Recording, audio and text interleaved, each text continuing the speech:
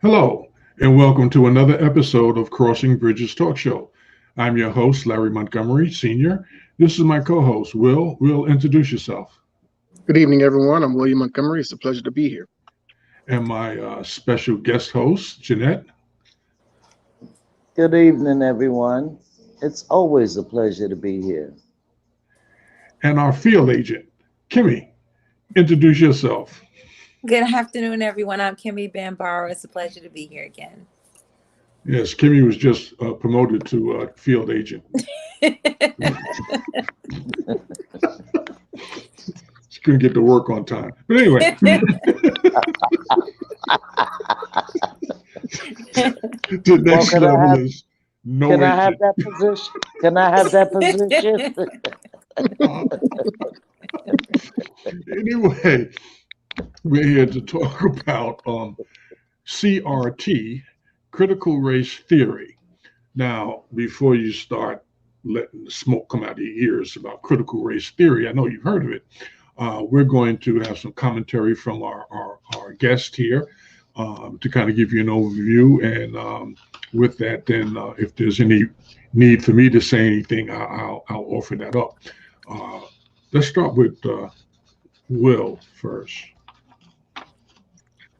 Well, CRT, to my understanding, what I have gathered, is a college level course as taught, in the legal field. Lawyers are taught this. It's usually applied towards the legal aspect of race and how it is applied in laws that govern our land. Okay, so that's my general understanding of what CRT is, and nobody, to my understanding, has a problem with that being taught in college. But the national issue seems to be that they're trying to teach this in the K through 12 area of education. So a lot of parents are not happy with that, especially with some of the minorities in a lot of these cities and stuff. Notice that their children aren't reading at the correct grade level, and they're not able to add and subtract. And these teachers are focusing on something that is way outside their purview. It's kind of like a slap in the face. So there's a lot of parents that are upset because of this. Okay, good. Thank you. Jeanette, did you have any comments you'd like to make? Well, I'm not too familiar with this, what did you say, CRT thing? Well, my Mhm. caption would be, continue to run through, you know. So that would be what I would do. Alrighty then. We'll mark that as a What commercial I break. would Let's go. say. Kimmy.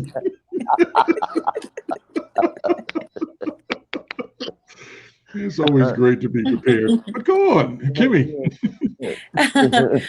Yeah, so just to piggyback off of kind of what Will said, I agree. It's not really something that I think the younger children are ready for at this time.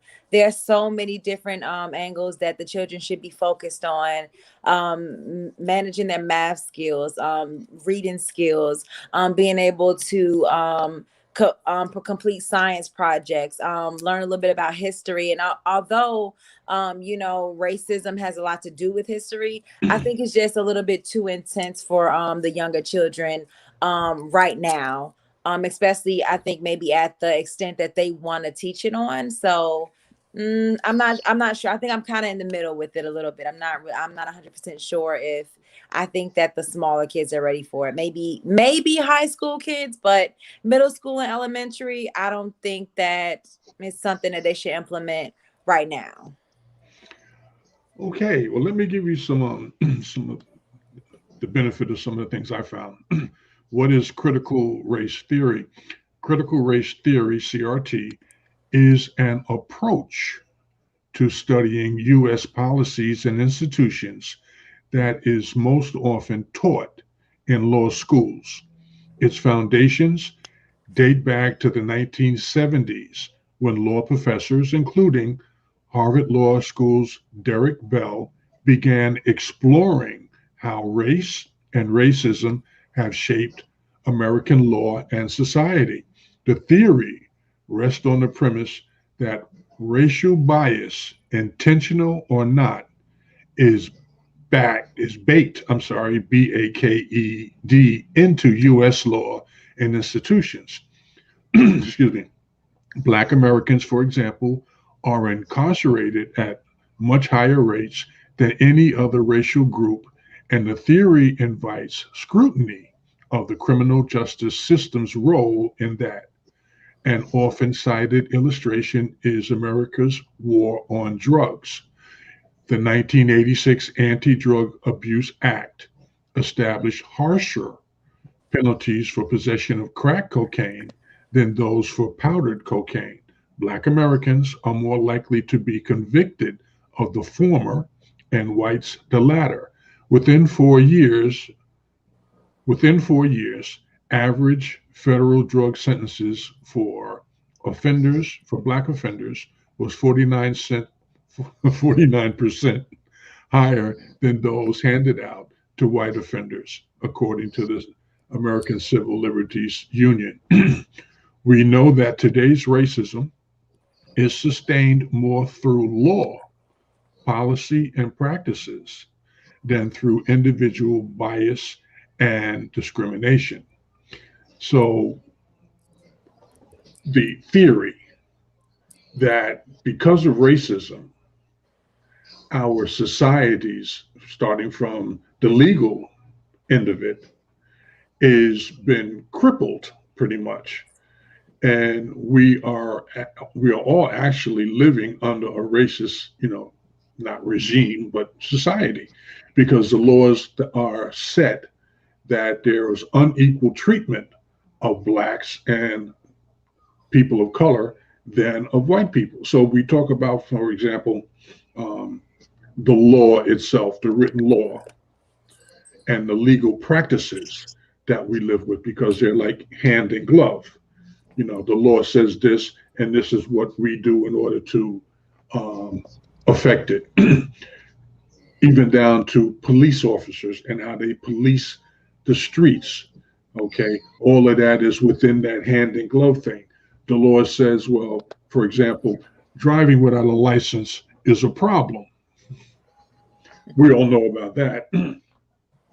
But then the practice is that someone who doesn't have a license or lost their license has to go through certain hoops in order to get their license reinstated or whatever. Okay. But it's not necessarily the same practice in every state. Each state may handle it somewhat differently. And then it's that, and it goes back, you step back a little further, and it's how the judge in that particular state decides the situation should be handled. All right, so it's one level, next level, next level, next level. And it just seems that at any level, Black people and people of color are treated differently to their detriment, as opposed to being treated differently to their benefit, which is how white folks are treated. So they feel superior in that area. Now, as we drill down this conversation to the education and what's happening in the classroom, the idea of understanding that racism in this country and how it's impacted the lives of Black and white people, we as a society need to change that, because everyone understands that doesn't make a lot of sense. It's only something that's beneficial to one side of the coin, and that's those who are the racists who are on top. The racists who may be by default on the bottom, they really don't have anything to do but complain about how they're being treated. So when it comes to education, a lot of people are saying, well, which critical race theory shouldn't be taught in the classrooms, K to 12. That's not true. It's how it's taught in the classrooms from K to 12 is what we need to focus on, because racists aren't developed in the school setting. Racists are developed in the home setting. Home setting. Okay. And so you're at 1 year old, 2 years old, 3 years old, just now starting to learn to walk and talk and go to the bathroom on your own. All you're hearing is these negative things, these negative comments, and you're seeing how your parents are treating certain people and how they're talking about it over and over every day. When you come to school, you may not necessarily understand it at first, but it's in the back of your mind. And then as you get a little older, you start to say, oh, yeah, now I understand what Daddy was saying. Those Black people, they always dancing and singing, like life is just good. Well, maybe it is. But just because we Black don't mean that it's a problem. Okay. And that's just a simple example. But then as these children grow up, they understand, they're looking at their surroundings. Yes, they think for themselves, they have free will. And they look at their surroundings and they start to either emulate or step away from that thinking that their parents has poured down on them. Those who step away, quick example, rich man dies and leaves his money to his children. And the child does what? On the one hand, he could do what his father or mother, whoever died, would have wanted them to do, which was to carry on the way they've lived, or two, they do their own thing. So when you see in a rich household where the father had worked 40, 50 years to save up money and build up an empire or whatever, and the child, when he inherits it, just spends it all, wasted. Now, there's no problem with that other than the people who have worked so hard to build it for it to get frivolously thrown away. But when it comes down to who are you in society, what's your place in society, well, you've learned from your family that I'm up here. That's all they told me, that, even if I was totally broke and homeless, living on the railroad track, I'm better than that Black man over there who may or may not have an education, who may just be as broke as me, but I'm better than him because I'm white. Wow. Foolishness. But if it's pounded into your head over and over and over, day after day, it becomes either a reality or a nightmare. So the question is how do we instruct? Because our history is constantly telling us what we did in the past, how we got to where we are. You want to talk about picking cotton? Somebody picked the cotton and somebody made the money. Duh. Okay. The ones who was picking the cotton weren't making any money, so they got no money to pass on to the next generation. The one who was making the money got plenty to pass on to the next generation, whether they throw it away or whether they use it to build their next organization or the next empire. They have an option. But the ones who picked it and died and left nothing for their children, they have nothing. They have no option. So the fact of we can stand here and debate whether critical race theory is important or not.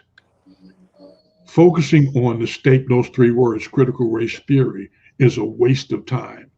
The idea and the point of it is what we should be focusing on. And that's why they started at university level in law, because that's pretty much the highest standard we have as a democracy is the law. And Will, yes. Well, my thing is this, right? With all that being said, teaching it to the kids, that's still not going to change any of the laws that we're saying is the problem, right? So why not use those resources to effectively change those laws that are detrimental to the Black community? But they're not doing that. They're trying to pump this segregation type training into the younger generation. So therefore it perpetuates it and goes on into the future because they're not fixing the problem. If the problem is the laws, fix the laws. Well, that being said, I'm not saying that critical race theory is the end all. I'm saying it's something we need to deal with differently than what most people are talking about now. Yes, it would be great if the people today focused on correcting the laws, then the children in K through 12 may not have to face a lot of these racist issues as they grow up. But since we haven't done such a good job of changing the laws today, when these children learn and understand what critical race theory is all about and what the environment really is and what this country was built on, they will find themselves in a position at some point in time to change the law. Okay, so it's a two-prong. I'm not saying there's one solution. I'm saying there's more than one solution, but just at this moment in time, talking about this one issue, which really is something that opens your mind. And this is a problem that we have in this country. People have closed their minds to learning and understanding that what we've done, okay, we were cave people, at one point. We lived in a cave. Hopefully we found fire every now and then, and we was able to roast a duck or a turkey or whatever. Now we have microwaves and we're able to go into space. But have we learned anything along the way? A lot of things we've glossed over and skipped over because, oh, that's too much of an issue for me. It's too big an issue. The issue is you, me, you, everybody, how we treat people, and for us to continue to allow one group of people to perpetuate the thinking that they are superior to everybody else, it's like, we all bleed red blood. And if we didn't bleed red blood, we all bleed. Well, the problem with that is we can't control how people think. They do that stuff in China.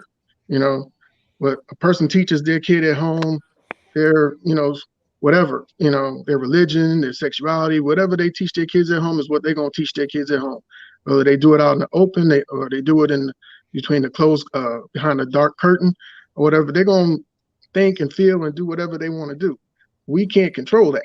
When you start trying to control how people think and feel and this, that, the other, you have effectively became the master. Nobody said anything about controlling what people think. But you just said we can't allow people to think this and pass that thinking on to their kids, but they're going to do whatever they want to do. I'm saying in school. In the context of what I was saying, basically, and I understand I'm cutting you off. I'm sorry about that. No, you're good. Okay, but the context of what I'm talking about is educating, in the school environment and allowing the teachers or requiring that if my tax dollars are paying for education, I want my children to be educated. I want them to at least know the truth. That's the minimum. You tell me 2 and 2 is 4, and I use that example. Okay, 2 and 2 is 4. I understand this, and I'll teach my children what 2 and 2 is for. How that works. But if you don't want to acknowledge the fact that 2 and 2 is 4, so what are you going to teach them? And whatever you're going to teach them, it ain't the truth, because you already made up your mind. I'm not going to teach them that 2 and 2 is 4. And okay. You want me to pay you? Have you lost your mind? But here's the issue, right? Because like you said, we tend to gloss over stuff. Like a lot of people, they present something and make it sound all generic and simple and easy. But when you drill down into it, you start to see the actual facts. So maybe we can do a part 2 to this, and I'm gonna send you a video of a teacher actually telling a student that because they were this race, they were this, and because they were this race, they're that.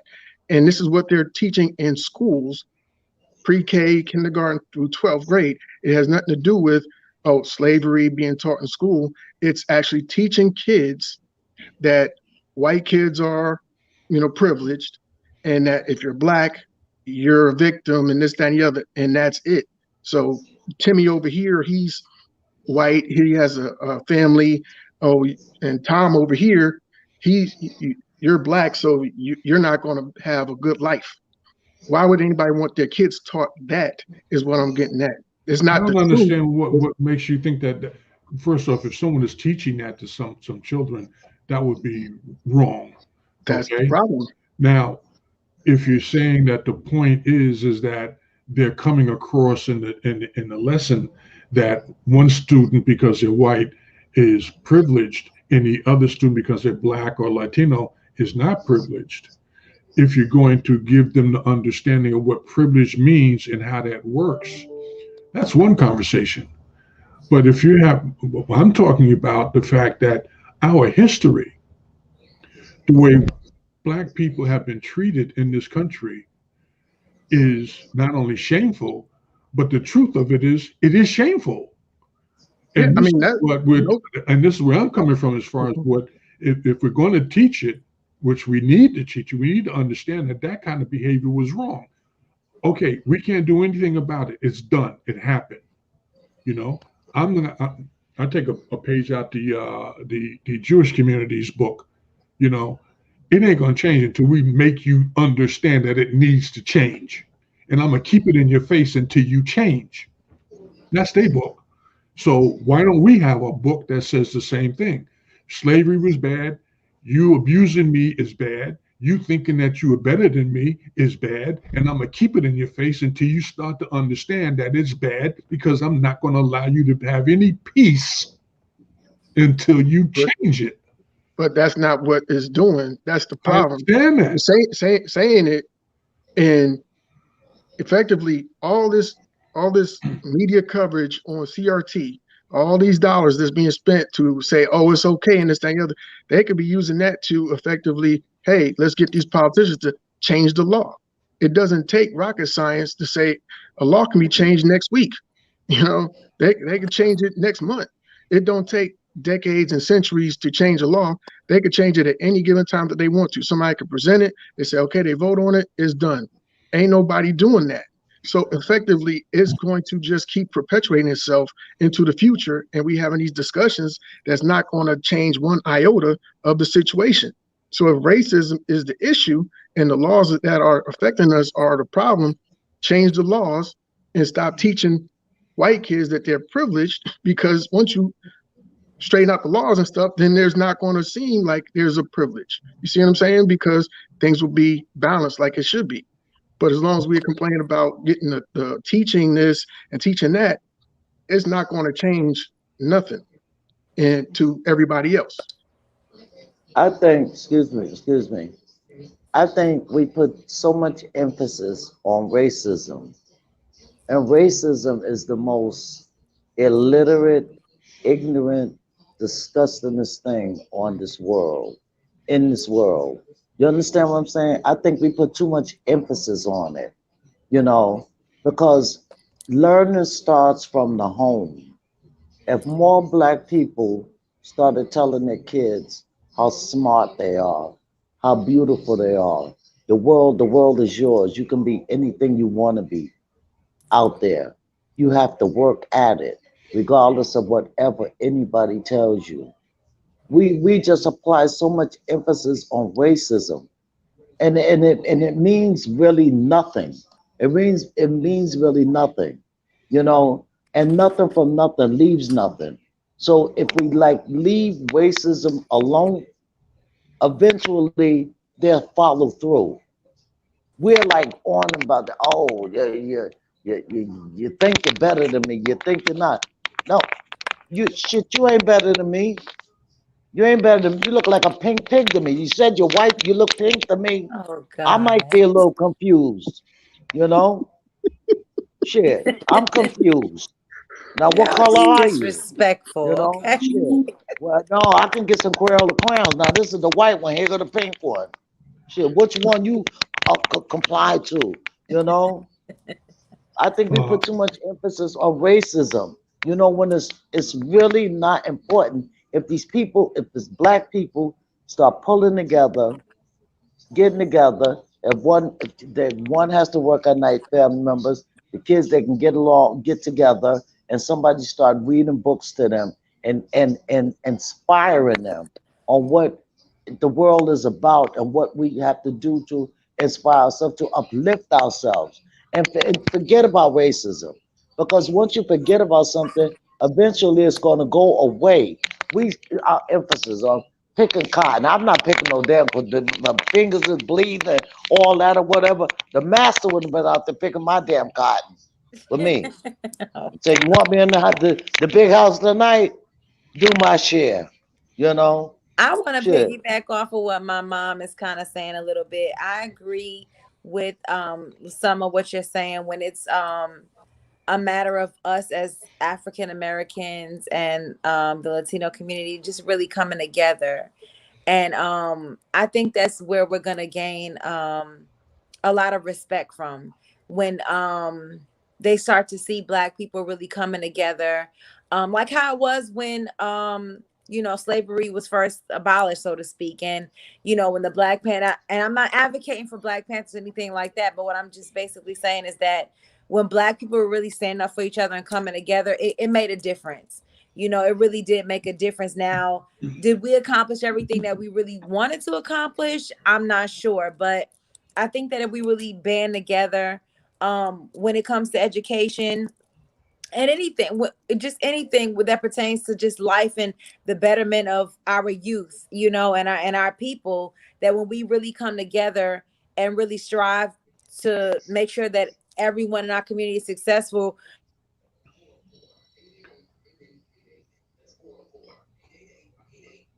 Okay. I do apologize for that. Okay, but let me say this. I'm old now. I'm old. So whatever comes before me, that's what we have to leave it up to the youth now. That's why we have to empower them. You understand what I'm saying? We have to empower them. I had my time. We're dealing with the stuff, and I have low tolerance for ignorance. I don't care if you don't like me, because I have no control over that. You're just plain stupid. Okay? And if we start giving them so much emphasis on this racism stuff and leave them alone and do our thing, I think it will automatically go away, because we give them too much. We see a racist flag. Let's protest by their house and this and that. When you don't have to do that, let them do what they're doing. Let us do what we're doing. Because we built this country on our backs. Okay? So if we start hold on a second, Jeanette. I understand what you're saying. And I have to say this, that, I'm not going to say you're talking with a forked tongue, but you're talking out of both sides of your mouth at the same time. On the one hand, you're saying ignore racism, but then on the other side of it, you're saying, inform our children and help them to understand, how to do best for themselves. The thing is, we cannot do the best that we can do if we're fighting against this tidal wave of racism. Hold on, Will. This tidal wave of racism that is upon us. I don't think that a lot of Black people really understand what we are really facing when we talk about racism and white supremacy. It is in every fiber of everything in this country, okay? And we are being negatively affected by it, But that's the thing. Wait a minute. And turning our back on it at whatever age is not acceptable. It's not an option that we should even think to consider. The least thing I can do is to continue to talk about it and say, this is wrong. What they're doing is wrong. And if you sit and you think and you look at what's happening around you, you'll see how prevalent racism is. It's gotten so bad that these people think that they can just walk the street and do whatever the hell they think they want to do. Whatever comes That's along, called freedom. Do it. That's called freedom, Dad. Well, hold it. That's called ignorance. Hold it. That is exactly what that is. Some things is totally just ignorant. When you're gonna walk up to somebody and tell them, "Oh, let's talk about the pandemic, because we know all about that. You wearing a mask? Why are you wearing a mask up in here? What the heck business is it of yours of me wearing a mask? What is my business is you not wearing one. You spreading these germs around here. Let's just talk about Okay, something else when it comes down okay, to racism. Let's Dad, talk about jobs. you're Let's talk doing about the same jobs thing because you right can now. always You're doing the same thing right now, going from one side to the other side, saying that they shouldn't say nothing about the mask, but you can say something about the mask. That's I didn't say that. Well, you're not I mean listening to me. the example You're not that you listening gave. to me. You You're said not the problem listening. that I have is that you You're don't have not a mask listening on. to me. I'm trying to, but I'm just Okay. pointing out something that you stated a minute ago. But you missed the mark again. I didn't miss You the know, mark. you only hearing what you want to hear, and I don't want to argue with you, but I'm just trying to explain what I'm saying to you if you're going to challenge me. You know, otherwise, I'm I trying to don't help you say out. anything about you can't help me. I know. You I know. can. I'm 70 years old. You cannot help Yeah, me. I see. Okay. I see. Now, it's simple enough. This isn't a challenge between me and you. It's not a challenge between the community. This is something that once you start to understand, when you get the truth, then you can make an informed decision as to, well, is racism an issue or is it not an issue? And then if it is or if it isn't, what do we do with it? At this particular point, most of us are not on the same page to make an informed decision. All Mhm. I'm saying is, and this is the bottom line for me in this issue of critical race theory is, if you're going to tell the truth, if you're going to tell my children anything that you want me to pay for, it better be the truth. That's all. Now, there's the truth at kindergarten, there's the truth at first grade, second grade, or whatever. We can work through all of that. But if Mhm. we're going to start out the conversation with you going to tell me, well, we ain't going to talk about this issue because it's going to make white children feel bad and maybe make black children feel bad too. No, you talking about making black children feel bad as an afterthought. Your concern is white children feeling bad because of what you did, and then you sitting in there telling me that I got to pay tax dollars to continue to perpetuate ignoring what you did. That's the issue. Okay, Larry, let It's me say not. something on that. But Let me Mhm. say, excuse me for cutting anybody off. No disrespect. Let me say this. You just made the statement that you're 70 years old. And in 70 years on God's green earth, has anything changed between racism and black people since now that you're 70? It's changed in the way it's being handled. Yes. They used Listen, to shovel it with a spoon. Now they're shoveling it with a fork. Okay, it's oh, still being okay, shoveled. yes, it is. Now, if we spend less time shoveling, because I'm not gonna get no dirt on my damn expensive sneakers. Number one, okay. Now, if we spend less time on that and moving forward to teaching our blacks and our Hispanic people more about racism, and you as a young man of 70 years old, you can sit down and express that, to younger generations so they can catch heed to that. So when they come up and we're going on to glory, things may change then. You understand what I'm saying? Just like slavery has changed from slavery till today. But we're still with this racism issue. We have to change our whole curriculum. I think Ignore racism and do what, excuse, let your mama speak, but we'll get to fighting. yes, It get- ma'am. Thank you. Don't man me. We ain't in the South. Well, we are in the South. Well, anyway, don't man me. But anyway, I don't take that ma'am shit. Say, Ma, yo, what's up? Hold up. Do that, throw the power sign up or something. Anyway, what I'm saying is, if we start putting more focus on our blacks and Hispanic people and our children and leave this racist, the Congress, the government, and all of that, eventually that's going to go away. You know why? That's just like a person that you walk outside and see every day and be like, excuse my expression, but I'm trying to make a point. Oh, they got that bitch again. This and that. So she see you or whatever. So she's like, oh yeah, here she go again. Starting with, trouble, whatever. But if you walk out that door and see that bitch and keep moving along and walking, eventually she's not going to see you either. She's going to leave you alone. So this is what I'm saying about as far as racism. White people can't rule this whole world or take over the country and take over people. They can write down their laws and this and that. There's so many million billionaire black people. If they just come to one and put their heads together, you understand what I'm saying? So this racism stuff, this is something that you just flush down the toilet and it's gone. I hope you don't want to dig your hand in there and pull it out. You know, it's gone. You know, so I think we put too much emphasis on that. At my right age of what I am today, I'm not thinking about it.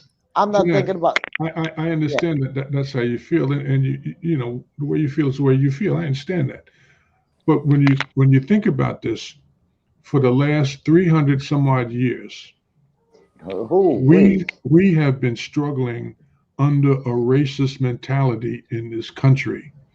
And because we your allowed it. point, your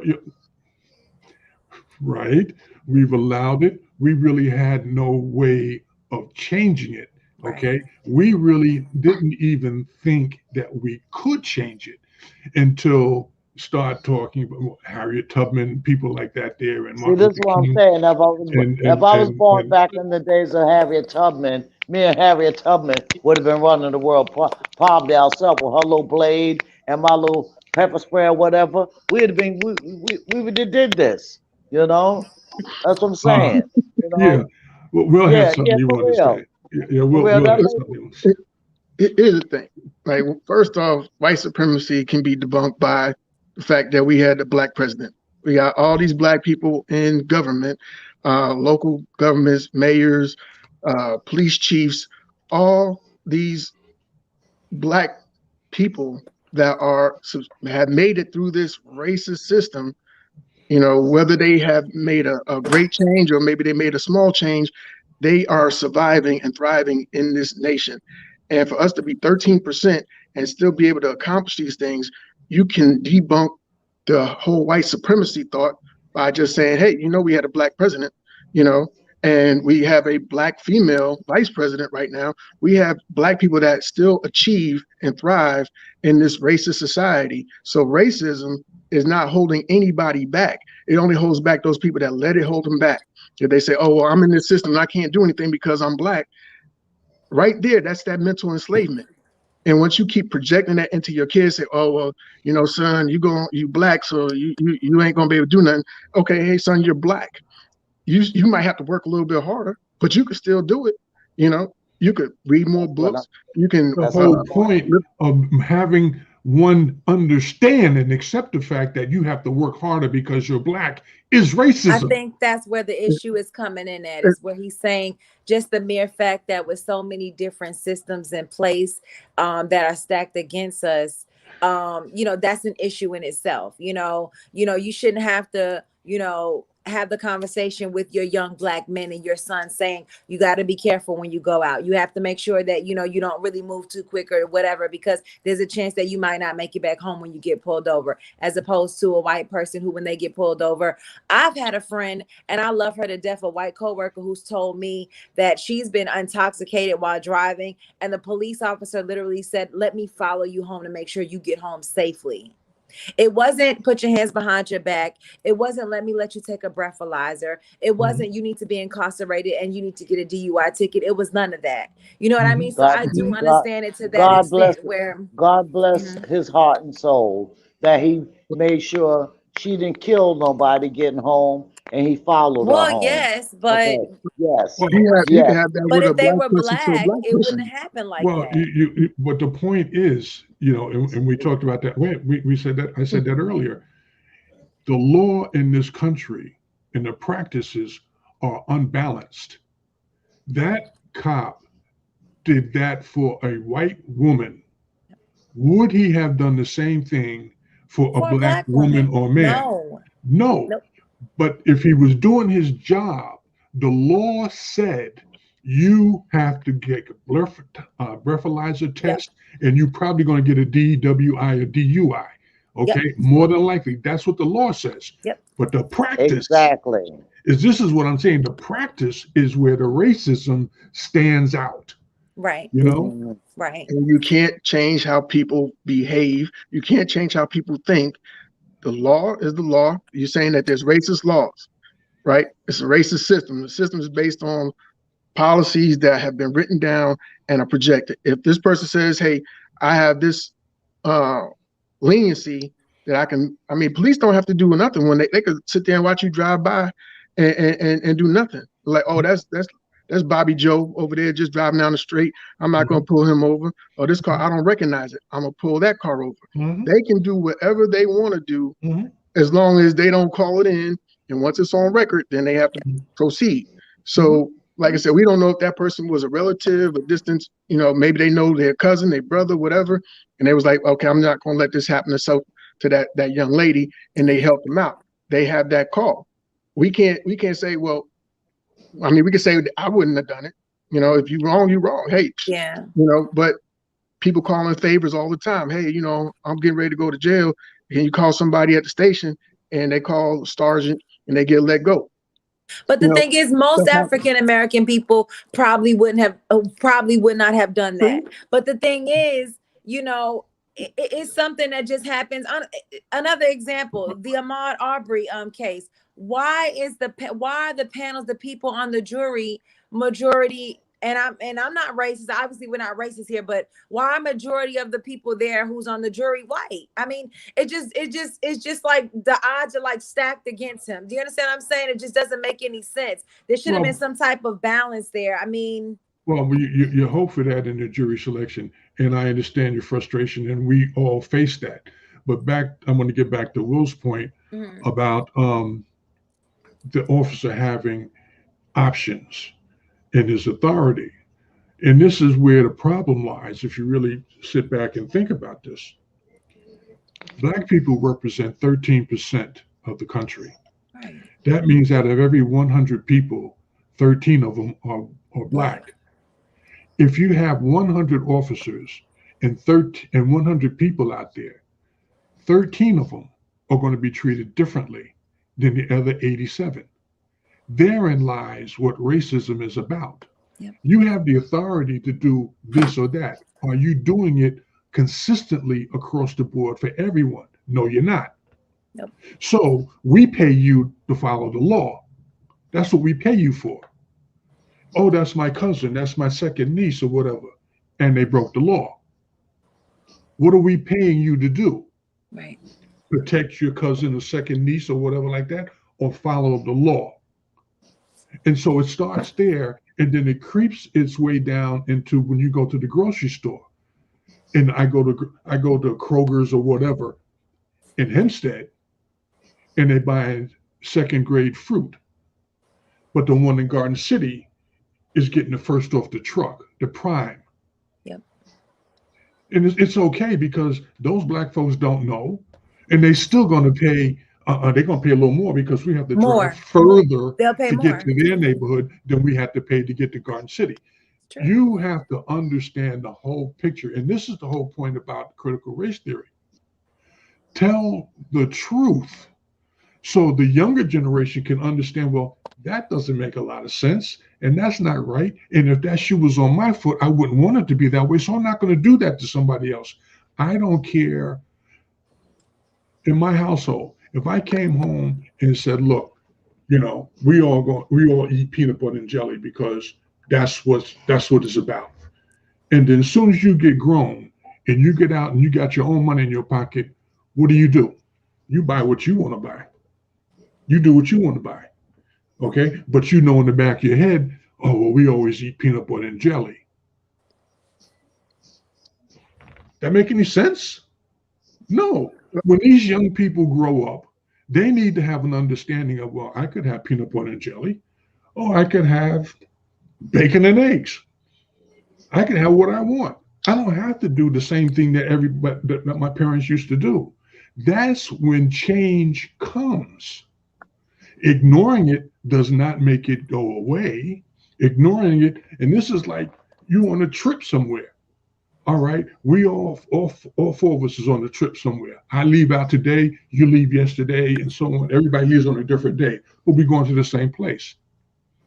And no one says anything to anybody, any of us. So we all make the journey on our own. I fall off the cliff halfway along the way. What's going to happen to you?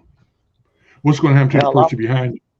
Every one of us is going to fall off the cliff. I'm going to look down and say, I hope you're all right, because I'm not coming down there. Hold on, Jeanette. Every one of us is going to fall off a cliff because no one said, the truth is when you go down this way, you're going to fall off the cliff. So don't go that way. I'm telling you because I went there and I fell off. That's why we have history. That's why we talk about what happened in the past, so we don't make the same mistakes we made before. And the point is, now, right here and now, when people are standing there talking about, I'm not going to tell the truth because it's going to hurt so-and-so's feelings. And when they walk and fall off that damn cliff, what are you going to think then? I'm going to think they're damn fools. You want me to pay you to continue to teach people that it's okay not to tell the truth so all of us can walk and fall off the cliff. We're at 45 minutes. Will, it's time for you to give your statement. Well, thank you everybody for participating, for watching our show, and we would like to invite you to send any recommendations for topics that you would like us to discuss, or if you would like to be part of the panel, please, send us a note in the comment section, and we'll see about trying to get you on the show or putting your topic up for discussion. Thank you. Thank you. Now, what are we going to talk about next week? Can we do a part two? You can do a part two. I would like to send you evidence that they are doing this stuff in school, and the stuff that they're is what you're saying is 100% correct to teach the truth. But I'm gonna show you what they're teaching, and I would like to send that to you this week so we can probably have this discussion next week, so you can see that people have been lying about what they've been doing. I agree that people have been lying. I agree. We are on the same page in that area. Yeah. So we're on the same page. We just may be saying it a little differently, and that's okay. And because not everybody, even though we're sitting at the same table, don't mean we all chew the same way. That's definitely true. Right. All right, can I say something right there? 1 minute. Go on. 1 minute. Well, I can get it in 30 seconds. About the cliff thing, it's four of us together. I'm not going to be the first one in line. I'm going to let somebody else go first. So if your ass fall off the damn cliff, my mind going to say, turn around and go back. Because you don't want to. See, that's why we have to teach everybody, because some people don't learn well. But anyway, thank you, and we will see you next week, God willing, and the creek don't rise. And the creek don't rise. God bless. God bless. God bless. God bless.